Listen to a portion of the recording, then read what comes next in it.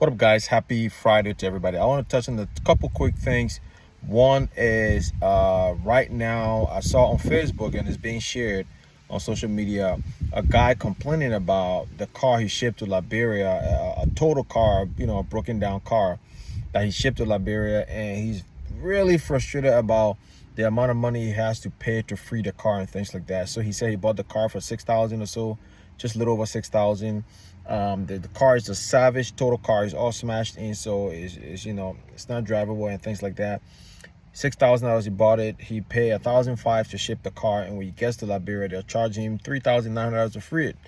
And I've made videos on this before. We went through a similar thing. So if you're shipping with a shipper that really know what they're doing, they can give you an idea of the total cost of shipping a car to Liberia. However, it's mostly unknown, and it's set up in a way where you just have to be on guard and always have to have enough money saved, because there are a few things happening. One, most of the time you wouldn't know how much it'll cost to free the car until the car gets there, right? So if you ship a car, you're thinking, oh, okay, you know what, I'm gonna save a little bit of money, or when it gets there, I have some time. No, you ship the car. Typically the car runs anywhere from maybe $2,000 to $4,000, $4,500. Most of the time it's about $2,500 to free a car, to $3,000. Now when the car is 7 years old, again, just ask your shipper. For those of you who are shipping with one-off people and just ship the car, you wouldn't know. And the reason why I'm saying this is this. I've been to the Freeport several times, and I know guys who is in that business. There are a ton of cars on claim at the Freeport. And most of these cars are left there because the folks didn't expect the amount that it's going to cost to free the car. Number one. Number two, they had some money to free the car, but they didn't get it in time, so they were charged extra money for storage at the port, storage fee, and those things go all the way up, right?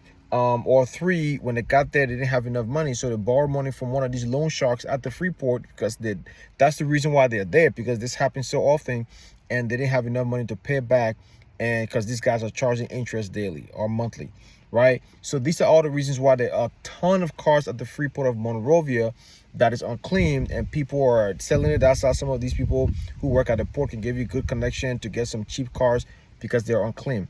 So when you ship a car with the shipper, most of the time the car has to get there. They have to see the category of the car, what weight class it's in, what the year, if it's too new or too old. There are different classification and different fees associated with that.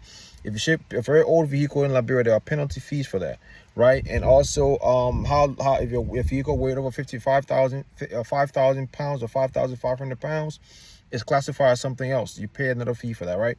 So there are a lot of nuances with shipping a car. I just kind of want to bring it out there because I saw the gentleman very frustrated, which I definitely understand. And there's a lot of nuances and unforeseen charges that could pop up when you're shipping cars to Liberia. So I know a lot of good shippers, guys. You guys probably know also Liberians who are shipping to Liberia. So a good shipper will let you know all of these things at a time to kind of prepare you, right? That's one.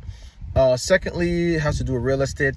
So if you're building in Liberia, one mistake that people make a lot is when they are building, they do not buy all the building materials up front. The reason why I say this is this, right? Most of us who are building, most people out there who are building, they take 2-3 years to completely build their homes.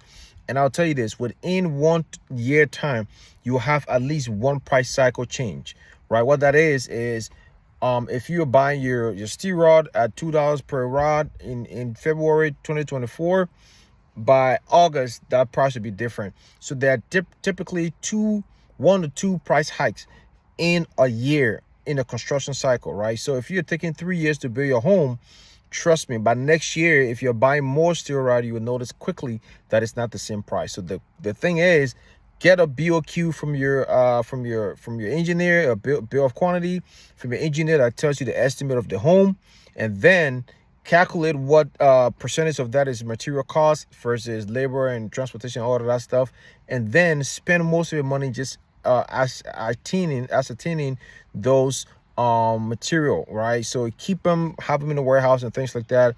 And if you have the money, fence your area first before you start building, so you can keep your building materials on site. But also probably get a container that you can keep and lock somewhere and buy as much material as possible to keep it, to avoid those price hikes throughout the year and those price change cycle that's going to happen. Within 3 years time, you will experience almost 4 different price changes within that time. By the time you get to the tail end of your construction, you're paying about 30, 40, 50% more of what you used to pay when you started. So happy Friday, guys.